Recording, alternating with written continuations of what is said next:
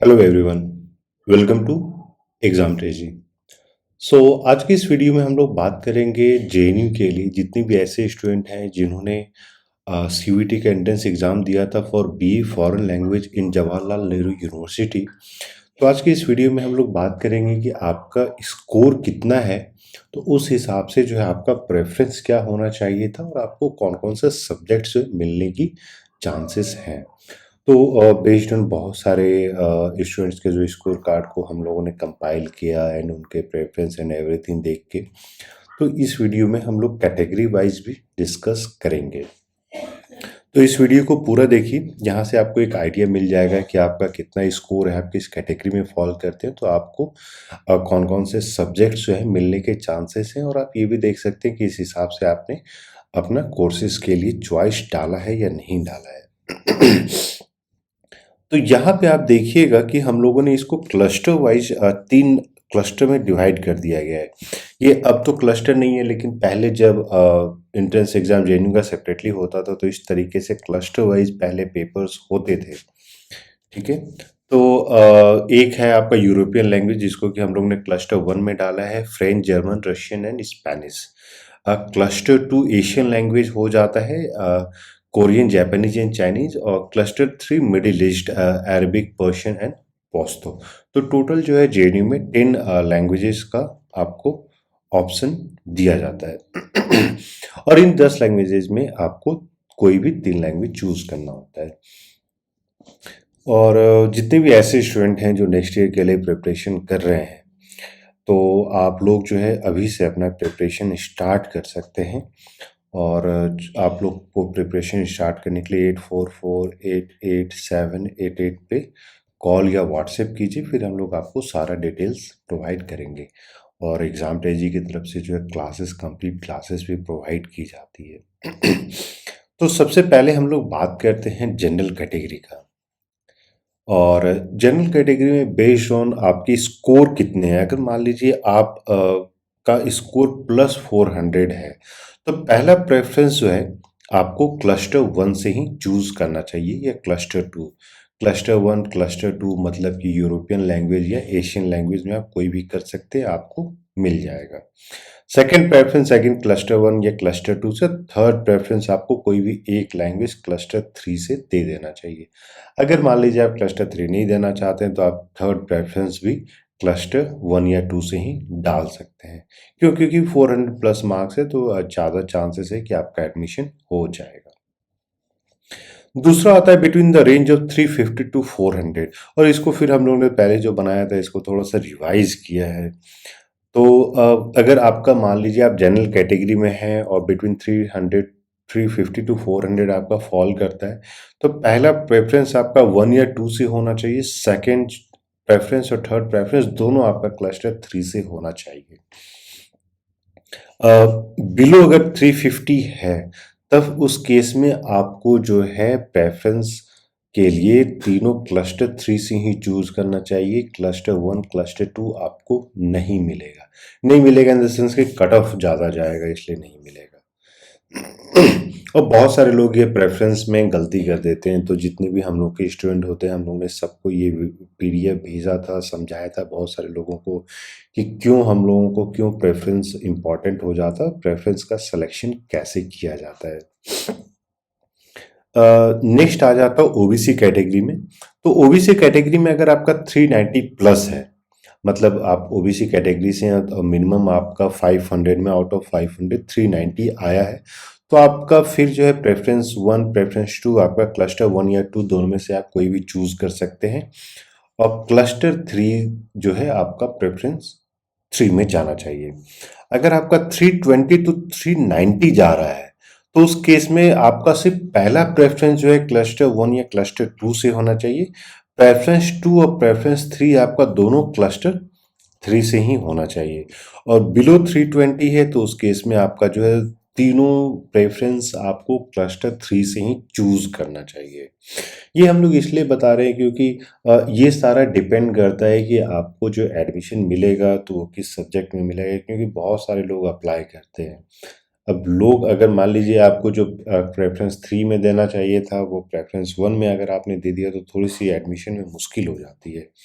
उस केस में प्रेफरेंस 3 का कोई वैल्यू नहीं रह जाता है या प्रेफरेंस 2 का कोई वैल्यू नहीं रह जाता है, और बहुत सारे लोगों को ये चीज़ें नहीं समझ में आती है।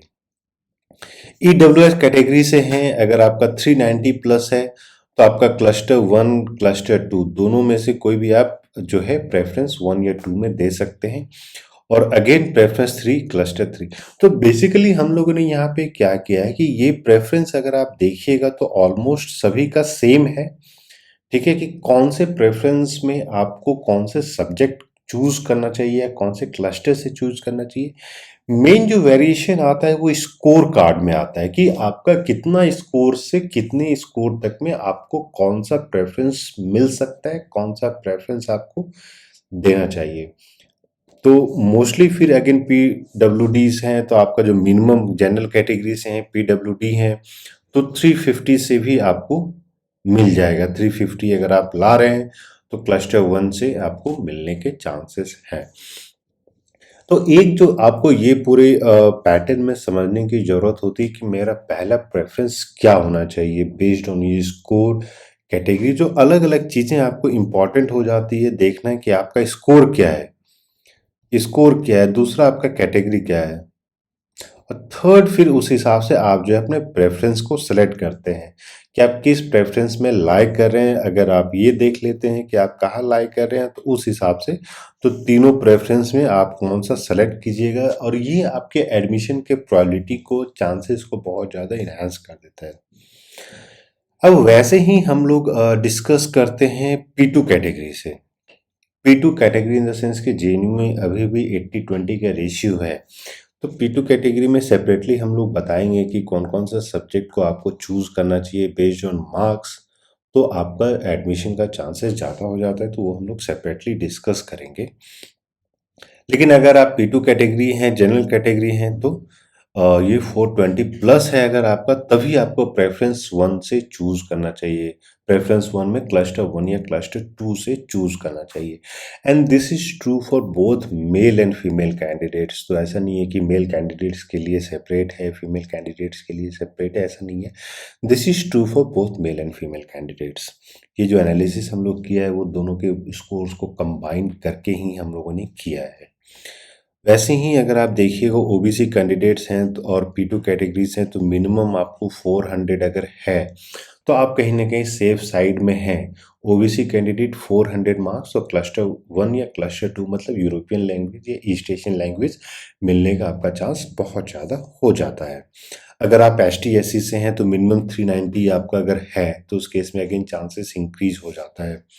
वहीं EWS हैं तो 410 चला जाएगा, 410 के एवव आपका स्कोर है तब क्लस्टर 1 या क्लस्टर 2 में आपको पहले मिलने का चांसेस हैं। वहीं PWD का अगर हम लोग बात करते हैं तो 375 प्लस होना चाहिए। ये आप ये देखिएगा कि जो आपका P1 कैटेगरी था उसे हम लोगों ने P2 कैटेगरी का स्कोर ज़्यादा कर दिया है जस्ट बिकॉज के नंबर ऑफ सीट्स कम होते हैं। 20% सीट होता है, हर एक सब्जेक्ट वाइज आप सीट्स को कंपेयर कीजिएगा तो वो बहुत ही कम सीट आता है। तो सेपरेट एक वीडियो में हम लोग बताएंगे कि किस सब्जेक्ट में आपको कितना सीट होता है, तो उस हिसाब से भी आपको एक रफ आइडिया मिल जाएगा कि आपका किस सब्जेक्ट में एडमिशन मिलने का चांस है। और फिर भी मान लीजिए आप लोग में से कोई अगर ऐसे स्टूडेंट हैं जिनको ये चीज़ अभी भी क्लियर नहीं हो रहा है तो वीडियो के कमेंट में आप कमेंट करके अपने मार्क्स या स्कोर जो भी है वो दे दीजिएगा। फिर हम लोग अपने से बताएंगे कि हाँ आपको किस प्रेफरेंस में कौन सा सब्जेक्ट डालना चाहिए, और प्रेफरेंस का क्या इम्पोर्टेंस होता है ये भी हम लोग सेपरेटली आपको बताएंगे।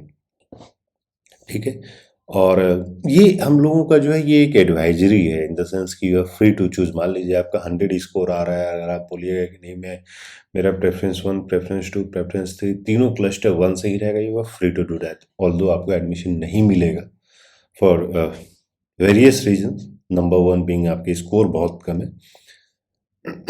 लेकिन हाँ, तो ये चीज़ें एक जो हम लोग ने कंपाइल करके बनाया था, क्योंकि बहुत सारे स्टूडेंट के ये कॉल्स आ रहे थे कि किस स्टूडेंट को कितने स्कोर के बीच में क्या एडमिशन मिल पाएगा, नहीं मिल पाएगा। तो सबसे पहले हम लोगों ने वो सारे जो हम लोगों के स्टूडेंट होते हैं उनको ये चीज़ क्लियरली समझाया जाता है कि आपका स्कोर क्या है, कैसा है।